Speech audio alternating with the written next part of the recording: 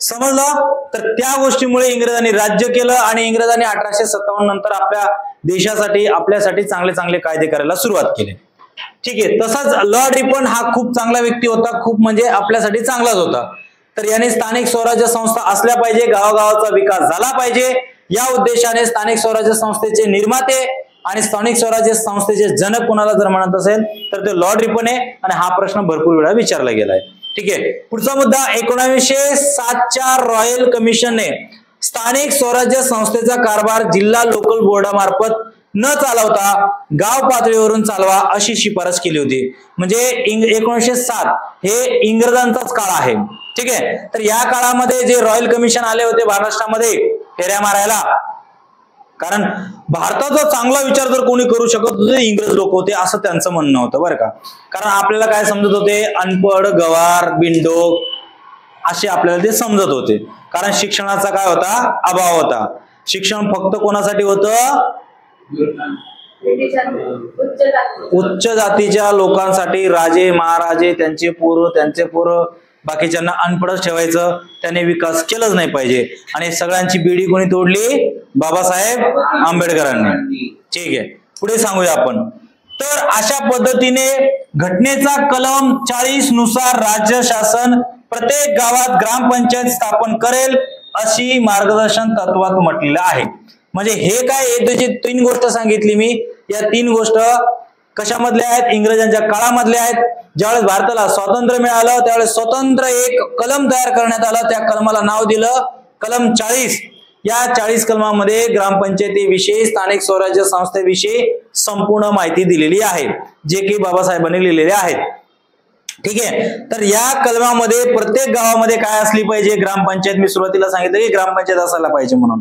तर प्रत्येक गावामध्ये काय असला पाहिजे, ग्रामपंचायत. आणि 1952 मध्ये समुदाय विकास कार्यक्रमाची सुरुवात करण्यात आली. आता भारताला स्वातंत्र्य मिळालं का नाही मिळालं स्वातंत्र्य? कधी मिळालं, 15 ऑगस्ट 1947. त्याच्यानंतर पाकिस्तानला स्वातंत्र्य कधी मिळालं, 14 ऑगस्ट 1947. म्हणजे बघा, आपल्या अगोदर कोणाची तयारी झाली, पाकिस्तानाची. नंतर आपल्याला दिलं स्वातंत्र्य. ठीक आहे. अरे भाई, तो आपलाच मुलगा आहे, बाहेरचा थोडी आहे. त्याने जन्म कुठून घेतला,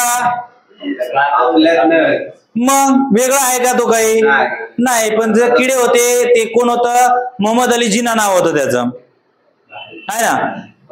वळवळ केले, त्या लोकांना तिकडे नेलं. त्या लोकांची फार भीक मागायची वेळ आली. आपला देश त्यांच्या पुढे 50 वर्ष पुढे गेला, त्या तिथंच आहे. आणि जो जातीला घेऊन बसेल, धर्माला घेऊन बसेल, तो तिथंच राहणार. बाबासाहेब आंबेडकरांचं एक वाक्य मला खूप आवडतं, कदाचित तुम्हाला पण आवडेल. बाबासाहेब आंबेडकर ज्यावेळेस ते म्हणायचे त्यांच्या शब्दामध्ये, ज्यावेळेस तुम्ही घराच्या बाहेर निघणार, तुम्ही एका समाजामध्ये जाणार, त्यावेळेस तुमचा जात, तुमचा धर्म घरालाच ठेवा, घरातच ठेवा, बाहेर नेऊ नका. कारण बाहेर फक्त एकच जात असली पाहिजे, मानवता. तू माणूस आहे, मी माणूस आहे, एवढंच समजलं पाहिजे. पण आता जग काय चाललंय, उलट. आता घरात तर अजिबात कधी देवाला नमस्कार करणार नाही, पण बाहेर जाऊन एवढं दिंडोडा पिटेल, कधी आई बापांना नीट बोलणार नाही. पण इथून जाऊन पार कैलास मंदिरला जाण, पार ते वैष्णवी देवीला जाण, पार ते कुठं जाऊन ये, तिथं देऊन तिकडेच्या देवाला हात जोडणार. अरे बाबा, जे घरात आहे त्यांनाच बघ, देव काय म्हणतोय, तू मला एवढं फिरून फिरून फिरून फिरून डोंगरामध्ये येऊन हात जोडायला मागतोय का? देव काय म्हणतोय, तू चांगलं काम कर, तुझं कर्म चांगलं कर, तुला हात जोडायची पण गरज नाही. तू फक्त चांगलं राहा, इतरांचं नुकसान करू नको, स्वतः प्रगती कर, काहीच प्रॉब्लेम नाहीये देवाला. अडचण आहे काय देवाला? अरे नाही नाही नाही, तुम्हाला हात जोडला नाही असं बोलणार आहे का देव? बोलणार आहे का देव? तुम्ही कुठेही जा, कुठल्याही ठिकाणी, आपला ज्याने भगवद्गीता वाचली त्याच्यामध्ये पण तेच म्हटलंय. तुम्हाला कोणीच म्हणत नाही की तुम्ही माझी उपवास धरा, तुम्ही माझ्यासाठी उपवास धरा, हे करा ते करा, असं नियम नका करू, तसं नका नियम करू. कोणता देव असं म्हणत नाही माझ्यासाठी बकरे कापान, कोंबडे कापान, हे करा ते, काही नाही. देवाचं म्हणणं एकच आहे बेटांनो, चांगले राहा, इतरांना त्रास देऊ नका, स्वतःला त्रास करून घेऊ नका, आपलं काम करत राहा, बस मजेत लाईफ काटा. पण नाही. घरात जे आपण कुलदैवत ठेवतो त्याची कधी पूजा करत नाही भाऊ, आणि डायरेक्ट हा जातो कुठं, कैलास पर्वतामध्ये, कुठं रे ते महादेव केदारनाथला जातो, तिथं हात जोडतो, नाही मार रे फोटो. म्हणजे आता बघा, खरं म्हणजे तुम्हाला मुलांना किंवा कोण पण असू द्या, समजणं गरजेचं वगैरे खूप रे. म्हणजे तुम्ही दिखावा लाईफ जगताय. काय लाईफ जगताय तुम्ही? दिखावा. काही झालं, अरे वा मस्त सेल्फी मारला, टाकलं व्हॉट्सअपला, भले नंतर रडत बसणार काहीतरी त्रास झाला, पण हा मी लय आनंदात. काही मुलांचे अरे oh my God I am very sad. हे काय पद्धत आहे यार? माझं काय लाईफ तुमची आहे ना, काय गरज आहे का तुम्हाला लोकांना दाखवायची मी असा मी तसा मी हे मी ते? हा ठीक आहे, माझ्यासारखा माणूस राहिला युट्यूबला येतो, सोशल मीडियावरती, काय येतो माझ्या फायद्यासाठी येतो. तुम्ही माझं स्टेटस बघा, पर्सनल स्टेटस कधी बघितले? अरे मी असा माणूस आहे कोणाचे स्टेटस पण बघत नाही. बिचारे आमच्या बायको कधी कधी ओढतात, स्टेटस तरी बघा. अख्खी दुनिया बघून झाली, तुम्हीच बघितले नाही. हा मग माझा एक डीपी लागला, तो वर्षभर चेंज होत नाही, ते पण मॅडमच करतात, नाही 8 बस झालाय डीपी तुझा चेंज करूया. म्हणजे सांगायचं तर मी बोलत नाही तुम्ही माझ्यासारखे राहा म्हणून, तुमची लाईफ तुमच्यासारख्या जगा. सांगायचं तात्पर्य एवढंच आहे, माझं एवढंच म्हणणं आहे, आपली लाईफ दुसऱ्यांना का दाखवायचं? बरं दाखवत त्याचा तुमचा काय फायदा आहे का? त्याने लाईक केलं म्हणजे तुम्हाला काय गोल्ड मेडल भेटणार आहे का? त्याने बोला अरे वा वा वा किती मस्त दिसतो, तुझा काय फायदा आहे का?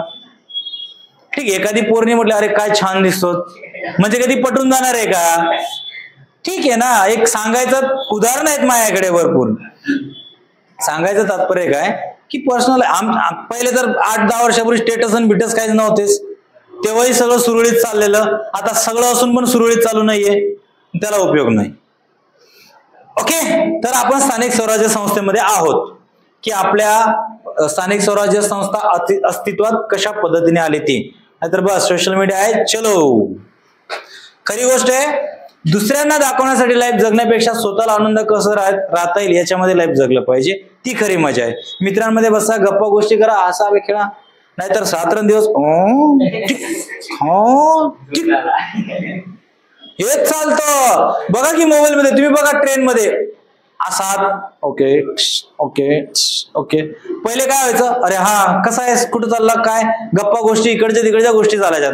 आता काहीच नाहीच काही भेटलं तर मस्तपैकी इयरफोन लावणार, पबजी डाउनलोड करणार, डू जसं आम्ही बॉर्डरवरती फायरिंग करतोय. अरे काय असं आहे, आता लहान लहान पूर्ण तेच पाहिजे, खतरनाक. एक पबजी मॅन आपल्यामध्ये आहे, तो एक रितेश आहे, तो रात्रभर पबजी खेळत बसतोय, त्या आईला त्रास, त्याला त्रास, सगळ्या गोष्टीला त्रास. सकाळी इथे येऊन बोंब, अजून त्याला 20च मार्क पडतात. 1 वर्षापूर्वी अकॅडमी लावली, तर काय करायला पाहिजे, मास्तरनी घरी येऊन मोबाईल दे खिशात टाकतो बोलायला पाहिजे. अरे स्वतःचं लाईफ स्वतःला कळत नाही. असो, तर बघा भारताला स्वातंत्र्य मिळालं, भारताचे पहिले पंतप्रधान झाले कोण? पंडित जवाहरलाल नेहरू. त्यांचे वडील होते बरं का, लक्षात ठेवा, पंडित जवाहरलाल नेहरू हे त्यांचे वडील, पंडित जवाहरलाल नेहरूचे. नेहरू आडनाव होय, तुला माहितीच ऐका, पंडित जवाहरलाल नेहरू हे भारताचे पहिले पंतप्रधान झाले, आणि भारतातले पहिले उपपंतप्रधान म्हणून कोणी शपथ घेतली? सरदार वल्लभभाई पटेल. भारतातले पहिले उपपंतप्रधान आणि शेवटचे उपपंतप्रधान, त्याच्यानंतर उपपंतप्रधान झालेच नाही. ठीक आहे, आणि पहिले पंतप्रधान झाले पंडित जवाहरलाल नेहरू, लक्षात असू द्या. त्याच पद्धतीने पाकिस्तानाची निर्मिती झाली, आणि त्या पाकिस्तानाचे पहिले पंतप्रधान होते अमुक अमुक टमुक टमुक. काय होतं? हमको काय घेणे देणार सर, आम्हाला स्वातंत्र्य मिळालं, बाकी दुनिया गई खड्डे में. पण भाऊ, तुम्ही ज्या क्षेत्रामध्ये उतरतायत त्या क्षेत्रामध्ये असं चालत नाही. त्या क्षेत्रामध्ये तुमच्या घराची माहिती पाहिजे, तुमच्या शेजाऱ्यांची पण माहिती पाहिजे, तुमचा बाजूचा मुलगा मुलगी काय करते, शाळेत जाते का कुठं जाऊन बसते ते माहिती पाहिजे. तुमच्या गावातला टपुरी फिरणारा पोरगा खरोखरच टपुरी आहे का तो शाणा आहे. काही पोरं दिसतात टपुरी, आतून करतात अभ्यास, असे पण आहेत रे. आगो कोणाला करू देणार नाही, गपचूप जाऊन करणार. मग ते पण माहिती पाहिजे. तुमच्या गावात कोणाचं कुठं चाललंय, कोण कुठं चाललंय, कोण शेतात चाललंय का, पिक्चर बघायला चाललंय का, शाळेत चाललंय, हे पण माहिती पाहिजे. हे म्हणजे गावात नाही माहिती पाहिजे, हे ऍक्च्युली आपल्याबद्दल माहिती पाहिजे, आपल्या जिल्ह्यांबद्दल माहिती पाहिजे, राज्यांबद्दल माहिती पाहिजे, सोबत आजूबाजूच्या राज्यांमध्ये ते शेजारी पाजारी त्यांची पण माहिती पाहिजे. त्याचबरोबर आपल्या देशाची माहिती पाहिजे, त्याचबरोबर इतर देशांची पण माहिती. हे सगळे एक्झाम्पल त्याच्यासाठीच होते, तुम्ही वेगळेच एक्झाम्पल समजले आहे ना. तर समजून घ्या, विषय समजून घ्यायचं असतं. एकदम सोपं आहे राज्यघटना पण, एकदम सोपं आहे पंचायत राज पण. बोरिंग अजिबात नाही. आहे का बोरिंग? वाटलं का बोरिंग? काही नाही. ठीक आहे. तर बघा, अशा पद्धतीने पाकिस्तानाची निर्मिती झाली. पाकिस्तानचे पहिले पंतप्रधान झाले लिलायत अली खान. कोण? लिलायत अली खान. आणि पाकिस्तानाचे ज्यांनी पाकिस्तान निर्माण केलं त्या व्यक्तीचं नाव होतं मोहम्मद अली जिना. अरे जिना भाई, मोहम्मद अली जिना. अजून पण जिना हाऊस मुंबईला आहे. जिना हाऊस कुठे प्रश्न विचारला गेलाय. जिना हाऊस कुठे? मुंबईला आहे, लक्षात ठेवा. आणि तोच मोहम्मद अली जिना खास मित्र पंडित जवाहरलाल नेहरू, दोन्ही पण बॅरिस्टर. समजलं का? पण त्याचं काय म्हणणं आहे, आम्ही मुसलमानांचं वेगळं राज्य पाहिजे. त्याच्यावर वाद निर्माण झाले आणि त्याने शेवटी ज्यांनी पाकिस्तान या देशाचं नाव पाकिस्तान सुचवलं त्याचं नाव काय होतं? मोहम्मद संगत होता. ज्यांनी सारे जहां से अच्छा हिंदू सिता हमारा, हम बुलबुले इनके ये गुल सिता हमारा, त्याचं नाव होतं मोहम्मद इक्बाल. ज्याने सारे जहां से अच्छा हिंदू सिता हमारा. अजून पण आपण गर्वाने गाणे बोलतो की नाही बोलतो?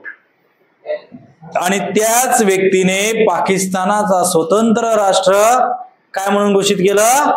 पाकिस्तान. समजलं का? म्हणजे नाव दिलं त्या देशाचं पाकिस्तान. ठीक आहे. तर अशा पद्धतीने पाकिस्तानची निर्मिती झाली, भारताची स्वतंत्र झालं. आणि पंडित जवाहरलाल नेहरू यांनी गावागावाचा विकास करायचा म्हणून समुदाय विकास कार्यक्रमाची काय केली? सुरुवात केली. म्हणून प्रश्न आपल्याला विचारला जातो, भारतामध्ये समुदाय विकास कार्यक्रमाची सुरुवात कधी करण्यात आली? आणि त्याचं उत्तर आहे 1900. समजलं? तर अशा पद्धतीने कोणाची निर्मिती, समुदाय विकास कार्यक्रमाची निर्मिती झाली.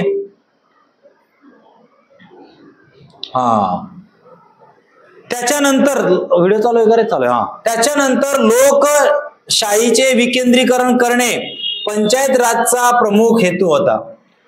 आपल्या देशामध्ये कोणती पद्धत चालू आहे सध्याच्या कंडिशन मध्ये? लोकशाही. मग या लोकशाहीचे विकेंद्रीकरण करणे म्हणजे गावागावापर्यंत पोहोचवणं, शहरापर्यंत पोहोचवणं, याच्यासाठी पंचायत राज हा प्रमुख काय होता? हेतू होता. पंचायत राज प्रमुख पाहिजे, अस्तित्वात असायला पाहिजे, हा अस्तित्व. विकेंद्रीकरण म्हणजे काय? तर बघा, म्हणजे केंद्र, राज्य, स्थानिक सरकार आणि सरकारच्या विविध स्तरामध्ये शक्ती आणि अधिकाराचे विभाजन. म्हणजेच काय? बघा, केंद्र म्हणजे देशाचा प्रमुख, जो पूर्ण देश चालवतो. मी तुम्हाला सुरुवातीलाच बोललो, अरे देश चालवणारा, नंतर राज्य चालवणारा, नंतर जिल्हा चालवणारा, नंतर तालुका चालवणारा, नंतर गाव चालवणारा आणि गावामध्ये बसलेले सदस्य. म्हणजे राज्य, स्थानिक सरकार म्हणजे गावामध्ये स्थानिक सरकार असते ती, त्यांच्या विविध स्तरामध्ये शक्ती आणि अधिकार म्हणजे त्यांना काय अधिकार असले पाहिजे, कोणतीही पॉवर असली पाहिजे, त्याचे विभाजन करणे याला म्हणतात विकेंद्रीकरण करणे. कळालं? त्याच्यानंतर पंचायत राज हे कोणाचे स्वप्न होते? मी सुरुवातीला सांगितलं तुम्हाला कोणाचे होते? महात्मा गांधी यांचे स्वप्न कोणते होते? पंचायत राज. असायला पाहिजे आपल्या देशामध्ये. कारण महात्मा गांधींचं स्वप्न होतं अरे खेड्याकडे चला. शहरांमध्ये काय राहिलं शहरांमध्ये? फक्त बिल्डिंगा. पहिले काम धंदे नव्हते, आता लय वाढले काम है ना. आता अरे तुम्हाला तुमच्या माहितीसाठी सांगतो, गावासारखी किंवा खेड्यासारखी लाईफ नाहीये कुठलीच. दिवसभर काम करायचं, टाक टाक टाक काम करायचा, संध्याकाळी जसं ताणून द्यायचं 7 वाजता जेवायचं, 10 वाजता ताणून द्यायचं, डायरेक्ट सकाळी उठायचं. बरोबर आहे. इथं काय होतं, ना झोपायचा ठिकाणा, ना खायचा ठिकाणा, ना प्यायचा ठिकाणा, कसलंच काही नियोजन नाही आहे का. तिथं 10 वाजता कल्टी मारायला, सकाळी 6ला उठला, 5:30-6ला उठला, आपला कार्यक्रम चालू. सगळ्यात बेस्ट लाईफ. मला तर लय आवडतं, पण काय करणार, बापाकडे जमीनच नाही राहिली ना. मग सांगितलं ना तुम्हाला, ऑप्शनच नाही ना. मग काय करायचं, खेड्यागावात जाऊन दुसऱ्याच्या शेतात कामाला जावं लागेल. त्यापेक्षा बरं आहे आपलं रोज ड्युटी चालते, आहे का नाही. चला पुढे जाऊया, लय डीप मध्ये नको. त्याच्यानंतर राजस्थान सरकारने सर्वप्रथम काय केलं, बलवंतराय मेहता समितीच्या शिफारशीनुसार स्वीकारल्या आणि त्याने राजस्थाननेच पहिल्यांदा काय स्वीकारलं, पंचायत राज व्यवस्था. म्हणून पंचायत राजचा स्वीकार करणारे राजस्थान हे देशातील पहिले राज्य ठरले. कोणाच्या शिफारशीनुसार? बलवंतराय मेहता शिफारशीनुसार. टेन्शन घेऊ नका, हे सगळं तुम्हाला भेटून जाईल ऍज अ PDF म्हणून. हो मग तर सर आम्ही बसूनच ऐकतो फक्त, बस काहीच लिहित नाही, मजा घेतो फक्त. चला ठीक आहे. तर मग कधी स्वीकारलं? 2 ऑक्टोबर 1959 रोजी राजस्थान मधील नागौर येथे पंडित नेहरू यांनी पंचायत राजचे काय केले, उद्घाटन केले. म्हणजे 2 ऑक्टोबर 1959 नागौर जिल्ह्यामध्ये पंचायत राज पहिल्यांदा काय केली, स्वीकारण्यात आली. आता नागौर जिल्हा आहे का गाव आहे माहित नाही. नागौर मध्ये पंडित जवाहरलाल नेहरूने काय केलं, पंचायत राजचे उद्घाटन केलं. म्हणजे पंचायत राज स्वीकारणारे राजस्थान हे पहिले राज्य.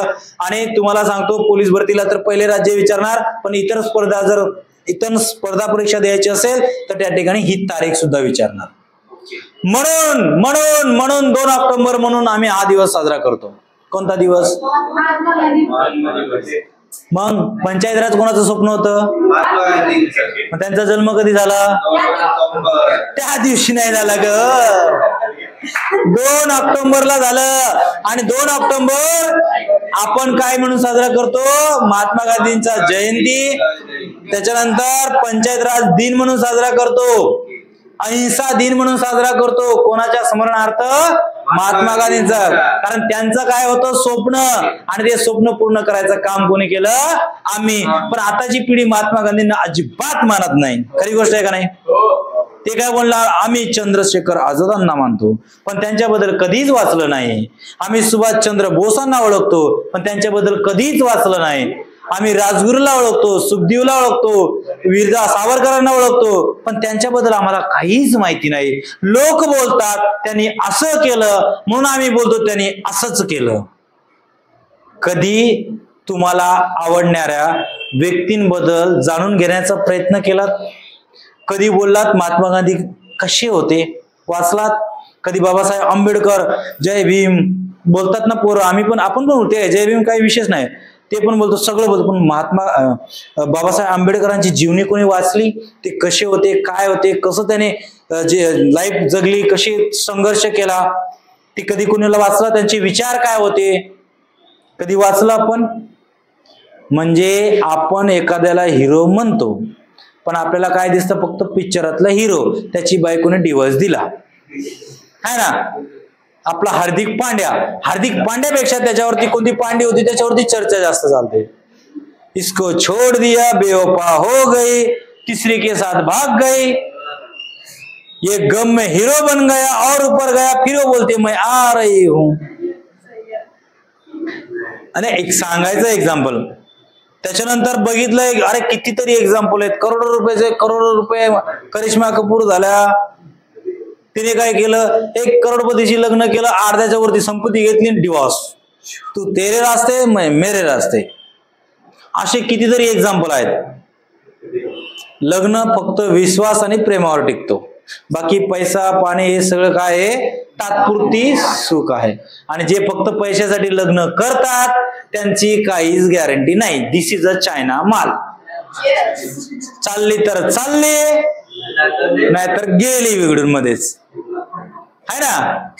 म्हणून चायना माल बरोबर लग्न करायचं का आपल्या देशीवर ठीक आहे, कारण आपल्या भारतामध्ये 7 जन्माची गाठ बांधली जाते. इथे 1 जन्म सोसना, 7 जन्माची गाठ बांधली जाते. विचार करून लग्न करायचं. आता तर नवीन नवीन पद्धत निघाली, contract marriage. Contract marriage. Sadabhau Ratne Gunaratne, Sadabhau Gunaratne ओळखतात ना, सदाभाऊ गुणरत्ने ओळखतात. पॅक पॅक पॅक पॅक करत असत ते सदाभाऊ ओळखतात ना. त्यांची बायको त्यांचं काय झालंय, कॉन्ट्रॅक्ट मॅरेज. हा, आम्ही पटलं तर सोबत राहू, नाही पटलं तर तू तेरे रास्ते मैं मेरे रास्ते, बात खतम. आता अजून एक नवीन ट्रेंडिंग चालू आहे सध्या, लिव्ह इन रिलेशनशिप. लग्नाच्या अगोदर सगळं परकून घ्यायचं, मग लग्नानंतर काय करायचं. अरे ते पण चाललंय बाबा लय ट्रेंड मध्ये. काय चालतील म्हणजे आपल्या देशाची संस्कृती राहिली बाजूला, दुसऱ्याची संस्कृती जास्त घेत बसलोय आपण. ते लोक आपले कॉपी करतात, आपण भिन्ना त्यांची कॉपी करतो. ते लोक आपल्या इथे आल्यावरती नमस्कार बोलतात, आपण हाय. रियालिटी आहे, एक फॉरेनर येतोय तो आपल्याला नमस्कार बोलतोय आणि आपण बोलतो हाय. अरे काय तो म्हणतो, अरे काय लोक आहे ते, त्यांच्या देशात येऊन मी असं करतोय आणि ते असं करतायत. हा ठीक आहे, त्यांच्या इथं गेलं तरी वेगळी गोष्ट आहे ना. इथं पण त्यांच्या इकडे शॉर्ट कपडे का घालायचे, शॉर्ट कपडे वापरतात ना ते लोक, त्यांची भौगोलिक रचना तशी आहे. थंडी आहे, सगळ्या गोष्टी आहेत ना बाकीच्या ठिकाणी थंडी. पण आपल्यामध्ये काय आहे, गरम होतोय, गरम कमी होतो आपल्या देशामध्ये, ऊन जास्त पडते, सगळ्या गोष्टी कारणामुळे आपण आपली सोडली. आपल्याकडे स्पेशल पेरवाना काय आहे, धोतर, बरोबर ना, धोतर कुर्ता आणि व्हाईट सुती कापड. किती ऊन असू द्या काय असू द्या काहीच होत नाही, काय करे. मला पण कधी कधी वाटलं की आता एकदा रिटायरमेंट घेतली का धोतर घालूनच फिरावी. पण कधी कधी विचार दिसणार कसं.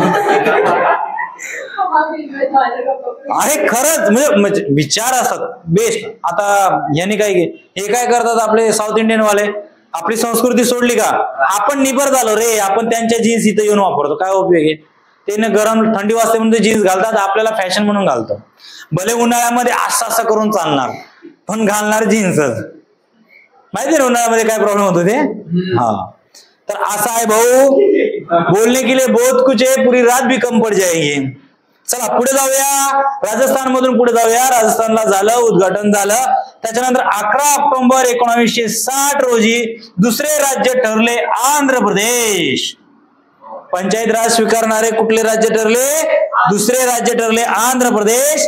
आणि 1 मे 1962 रोजी महाराष्ट्र हे पंचायत राज स्वीकारणारे 9वे राज्य ठरले. किती राज्य ठरले, कधी स्वीकारलं, 1 मे 1962 रोजी. लक्षात असू द्या. तर अशा पद्धतीने ग्रामपंचायत स्थानिक स्वराज्य संस्थेची काय झाली, निर्मिती झाली. पंचायत राज काय झालं, देशामध्ये अस्तित्वात आलं. आणि त्याच्यासाठी आपल्या महाराष्ट्रामध्ये कायदा तयार करण्यात आला. त्या कायद्याला नाव दिलं महाराष्ट्र ग्रामपंचायत अधिनियम 1958.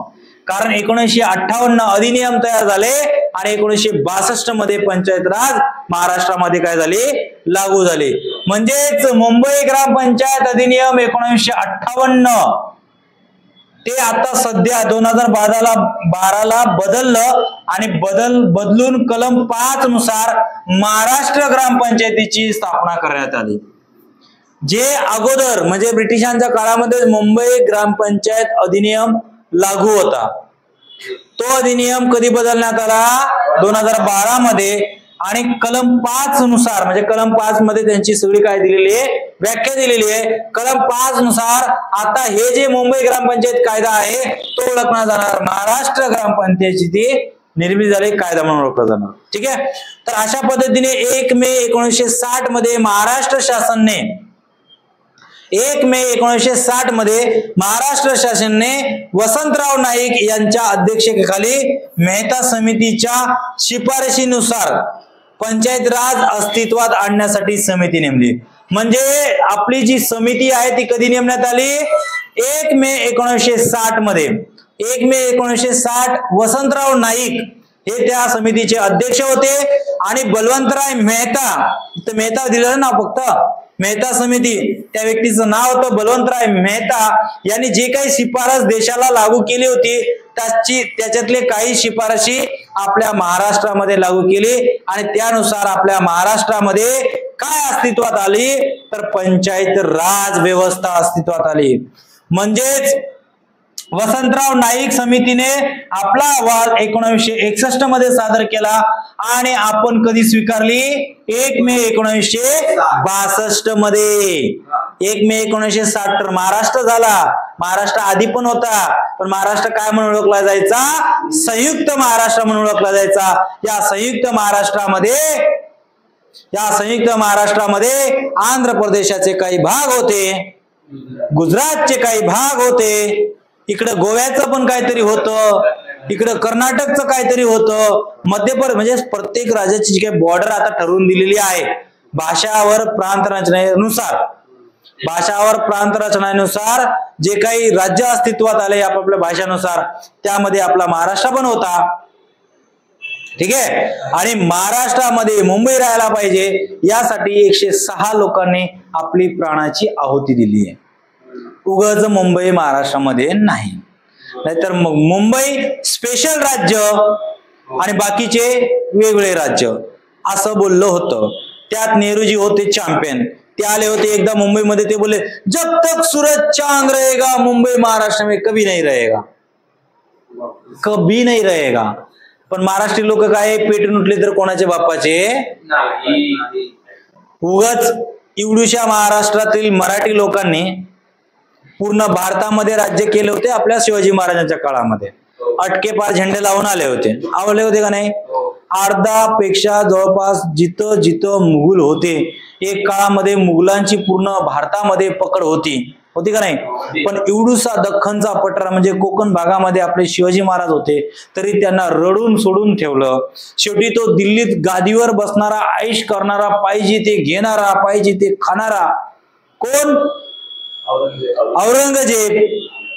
औरंगजेब ऐश करत होता, फुल मजा होती है ना, त्यांची लोक ऐश करत होते. पण एवढूसा राज्य माझ्या ताब्यात का येत नाही, त्याला यावंच लागेल. शेवटी त्याला इथं यावं लागलं आणि तो एकदा इथं आला का परत गेलाच नाही, डायरेक्ट गेला. तशी अवस्था त्याने लय काय केलं. पहिले गोड बोलून शिवाजी महाराजांना बोलून घेतलं, तिथंच बंदी करायचा प्रयत्न केला, तिथून शिवाजी महाराज निसटले. त्याच्यानंतर इथं त्यांचं देहांत झाला आपल्या महाराष्ट्रामध्येच है ना. तिथून निष्ठून आले. त्याने लय मोठे पैसा, घोडा, हत्ती सगळं पाठवलं, पण काहीच कोणी वाकडं करू शकलं नाही. शेवटी संभाजी महाराजांना त्याने, आपल्याच लोक म्हणतात ना, आपले होते दुश्मन, आपल्याच लोकांनी फक्त एक छोटासा जहागिरी नाही दिली म्हणून दगा केला, फटका केला आणि बेसावध असताना संभाजी महाराजांना पकडलं. त्यांना पहिले ऑफर दिली, भाऊ मुसलमान बनून जा, तुला माझ्या पोरीशी लग्न लावून देतो, तुला तुझं राज्य देऊन टाकतो, सगळं करून टाकतो, पण साला हम झुकेगा नाही साला, चाहे कुछ भी हो जाए. माहितीये ना पुढचा प्रसंग तुम्हाला माहितीये, किती हाल केले, काय केलं, पण झुकले नाही. शेवटी तेही समजून गेलं, बाबा हे मराठे काही सुधरतच नाही. एक गेला का दुसरा. संभाजी महाराज गेले ना काही, ताराबाई आल्या, माहिती ताराबाई गेले ना गेल्या, लगेच पेशवे आले. मग तर काय सुसाटच, डायरेक्ट दिल्लीच काबीज केली. म्हणजे एवढी जबरदस्त मराठ्यांनी पकड केली. पण इंग्रजांनी डोक्याने काम केलं, आपल्या लोकांनी ताकदीच्या जीवावर केलं, पण त्याने डोक्याच्या जीवावर केलं. जोपर्यंत शिवाजी महाराज होते तोपर्यंत इंग्रजांची हिंमत झाली नाही. इंग्रज तर आले होते, कारण 1600 मध्ये इंग्रजांची एंट्री झाली आहे आणि आपल्या महाराजांचा जन्म 1630 मध्ये झालाय. आजचा प्रश्न, 1630 मध्ये महाराजांचा जन्म झाला, इंग्रज 1600 मध्येच आले, ईस्ट इंडिया कंपनीची स्थापना. पण जोपर्यंत महाराज होते तोपर्यंत गरीबासारखे या कोपऱ्यात त्या कोपऱ्यात राहत होते. जसे महाराज गेले तसं उठायला लागले. संभाजी महाराजांनी पकडलं, दर पकडून मारलं, परत गप झाले. परत संभाजी महाराज गेले, परत तयारी केली, परत गप झाले नाही. मग मराठ्यांनी जसा पेशवे फिरले पूर्ण देशामध्ये आपलं अस्तित्वच तयार करून टाकलं. ज्या मुघलांनी एवढं घमंड होता, कारण मुघल आपल्या देशातले होते का बाहेरचे होते, ते तेवढं घमंड, त्यांच्या सगळ्यांचे घमंड तोडून मराठ्यांनी राज्य केलं. म्हणून अटके पार झेंडा म्हणतो आपण. मग मराठे सटके तो किसी के बाप के नाही, बरोबर आहे ना. आता आले होते बघा मराठे, फक्त मराठेच आले होते, इतर जाती आल्या होत्या का? मराठे म्हणजे याचा अर्थ फक्त मराठी लोक असं होत नाही, त्याच्यामध्ये 18 पगड जाती असतात, म्हणून तर मुघल मराठे आहे. हा, पण ते नाव ठेवले. मराठे आता आले, आम्ही पण ड्युटी करतो त्या काळामध्ये, माहिती ना तुम्हाला, एकदम मस्त. अरे तुम्ही पाणी नका देऊ, तुम्ही जेवण नका देऊ, आम्ही आहोत. त्यांनी लोकांना जेवायला घातलं, त्यांनी लोकांना पाणी पाजलं, आणि बिंदास रस्त्यावर अंघोळ, डान्स, हे ते काही घेणं नाही. तुमची मुंबई, आम्हाला काय घेणं नाही. आमचं गावाला कसं मस्त अंगणामध्ये माणूस उभा राहतो, पाणी गरम असतं, डायरेक्ट अंगणामध्येच. आता बाथरूम बिथरूम सगळं झालंय. पहिले सगळं कारभार तर बाहेर विहिरीवर बसला इकडे बाया कपडे धुतात, अभाव चालू आहे, पाणी टाकणं असो. तर अशा गोष्टी करतात. ठीक आहे, असो रे, आपण लई विषय डीप मध्ये जातोय. तर बघा, वसंतराव नाईक समितीचा अहवाल 1961 मध्ये आला. 1962 मध्ये महाराष्ट्रामध्ये पंचायत समिती किंवा ग्राम प्रशासन किंवा ग्रामपंचायत अस्तित्वात आली. ठीक आहे, अशा प्रकारे पंचायत राजला घटनात्मक दर्जा देण्यासाठी प्रथम प्रयत्न करण्यात आले पंतप्रधान राजीव गांधी असताना. म्हणजे राजीव गांधी ज्यावेळेस पंतप्रधान होते त्यावेळेस पंचायत राजला काय झाला, बळकटी देण्यात आलं, त्यावेळेस पहिला प्रयत्न करण्यात आला. ठीक आहे, चला अजून आम्हाला सरपंच व्हायचंय. हा, तर अशा पद्धतीने बघा, 73वी घटना दुरुस्ती नुसार पंचायत राज संबंधित आहे. आपल्याला बरेच प्रश्नपत्रिकेमध्ये हा प्रश्न आढळलेला आहे, लक्षात ठेव रे. का बोलतो त्याला सरपंच करायचं नाही ना. हा, तर बघ, 73व्या घटना दुरुस्ती, या घटना दुरुस्ती बऱ्याच वेळा झालेली आहे, आणि या घटना दुरुस्तीनुसार हा कशाशी संबंधित आहे, पंचायत राजशी संबंधित आहेत, लक्षात ठेवा. त्याच्यानंतर 1993 मध्ये 73वी घटना दुरुस्तीनुसार करण्यात आली. कधी करण्यात आली? 1973 मध्ये, सॉरी 1993 मध्ये 73वी घटना दुरुस्ती. ठीक आहे, घटना दुरुस्तीनुसार राज्यघटनेमध्ये 11वे परिशिष्ट समाविष्ट करण्यात आले. आता सध्या किती परिशिष्ट आहेत? 12 परिशिष्ट आहेत. तर त्या घटना दुरुस्तीनुसार 11वे परिशिष्ट समाविष्ट करण्यात आले, आणि 73व्या घटना दुरुस्तीनुसार कलम 243 ए ते 343 ओ पंचायत समिती विषयीची तरतूद करण्यात आली. सॉरी, 73व्या घटना दुरुस्तीनुसार कलम 243 ए ते 243 ओ पंचायत समिती विषयी तरतूद करण्यात आलेली आहे. म्हणून संपूर्ण राज्यामध्ये आपण काय म्हणून साजरा करतो? राष्ट्रीय पंचायत राज दिन. कधी? 24 एप्रिल.